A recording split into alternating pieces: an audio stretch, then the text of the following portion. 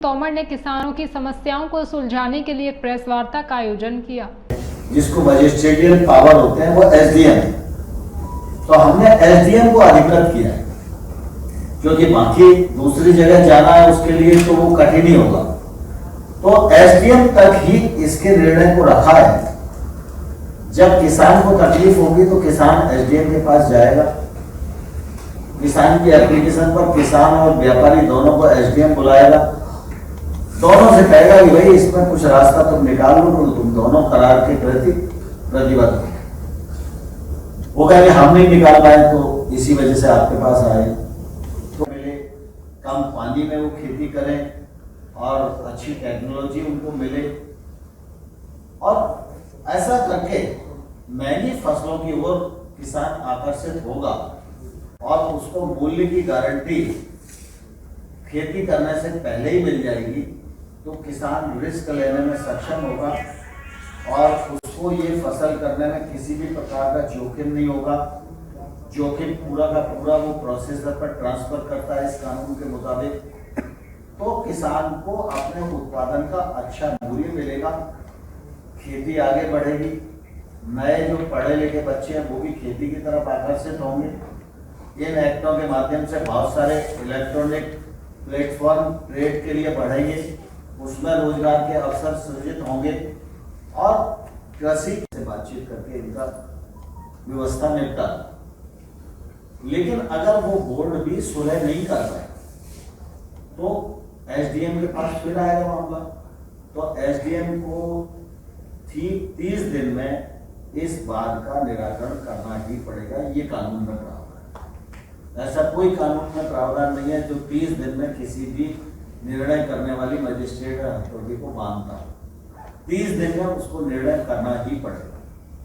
दूसरा, जब वो निर्णय करेगा और मान लो किसान की गलती है थोड़ी देर के, तो किसान के विरुद्ध वो डिग्री करेगा कि भाई किसान की गलती है इसलिए ये किसान को देना चाहिए। तो किसान से वो उतनी ही वसूली का आदेश दे सकता है जितना आदान उसने करारकर्ता से प्राप्त किया। मान लो बीज के लिए, पेस्टिसाइड के लिए उसने 100 रुपए दिए हैं, तो बिना ब्याज के 100 रुपए उसकी वापसी हो जाए, ये निर्णय किसान के पक्ष में आ सकता है। लेकिन ये 100 रुपया वसूल करने के लिए एसडीएम ये निर्णय नहीं दे सकता कि किसान की जमीन को बेचकर इसका पैसा वसूल करना। किसान को ये स्वतंत्रता दी गई है कि वह कब भुगतान करेगा, उसका कमिटमेंट करेगा, अगली फसल में करेगा, किस्तों में करेगा, जैसे भी करेगा। लेकिन प्रोसेसर की अगर गलती होती है तो प्रोसेसर को जो एग्रीमेंट का औसत रकम उसने लिखी है उस पूरी रकम का भुगतान उसे करना पड़ेगा और 150% तक पेनल्टी भी प्रोसेसर पर हो सकती है। अब बताइए इसमें किसान का कहाँ आयत होने वाला है, कहाँ कॉर्पोरेट ताकतवर बनने वाला है। पूरी किसान ताकत किसान को दी गई।